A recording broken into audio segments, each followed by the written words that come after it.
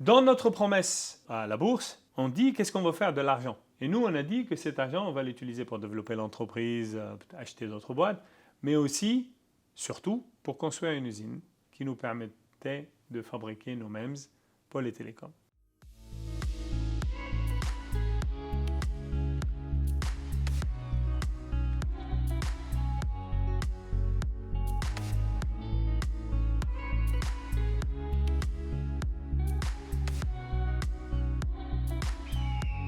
Pour l'entreprise en soi, l'introduction en bourse n'est pas un objectif, c'est une étape de financement de l'entreprise pour aller plus loin. On ne fait pas des boîtes pour les amener en bourse. On les amène en bourse dans le processus de créer une entreprise qui dure dans le temps et qui devient grande, etc.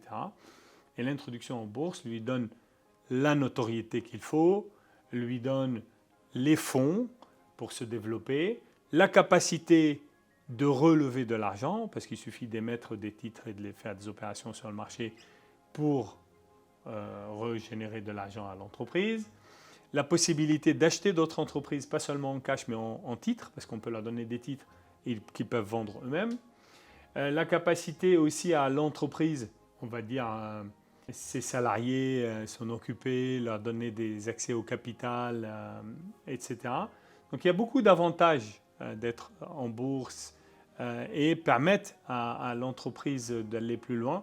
Évidemment, il y a beaucoup de contraintes, mais pour moi, les contraintes sont des avantages. Ça veut dire la contrainte boursière, c'est de dire que maintenant, les rapports financiers doivent être très stricts, les mots qu'on dit sont très stricts, on ne peut pas dire n'importe quoi, etc., etc. Et ça oblige beaucoup de rigueur. Et moi, cette contrainte ne me déplaisait pas du tout, parce que dans toutes mes entreprises, dès leur création, le service financier génère les chiffres tous les trimestres, on a une rigueur dans tout, on ne dit pas n'importe quoi.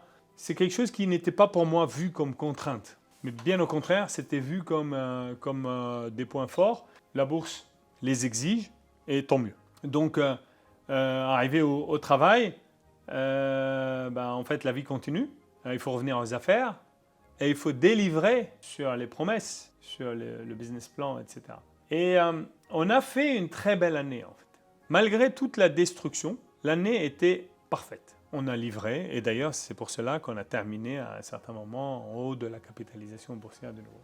Dans notre promesse à la bourse, on dit qu'est-ce qu'on va faire de l'argent. Et nous, on a dit que cet argent, on va l'utiliser pour développer l'entreprise, acheter d'autres boîtes, mais aussi, surtout, pour construire une usine qui nous permettait de fabriquer nos MEMS pour les télécoms. Et bien que le marché des télécoms s'est effondré, notre client principal, lui, continue à nous dire « tout le monde s'effondre, on va tout gagner, on est fort, nos commandes sont machin, tout reste » et mettez la pression pour que je livre, la pression pour que je construise mon usine et livrer dessus.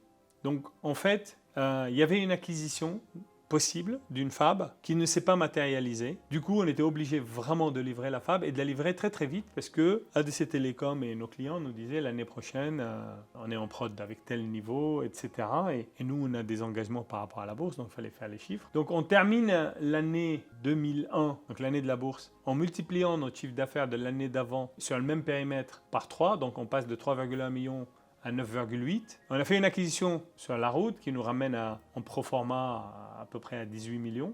Donc c'est vraiment, on a une belle année. Et on a lancé les équipes jour et nuit. Ça veut dire que sur les terrains de construction de l'usine, on avait des projecteurs qui éclairaient la nuit pour les travaux parce qu'on a livré en un temps record la fab la plus moderne des MEMS et la plus grande qui existe à l'époque, qui nous a coûté 60 millions d'euros, 65 millions d'euros.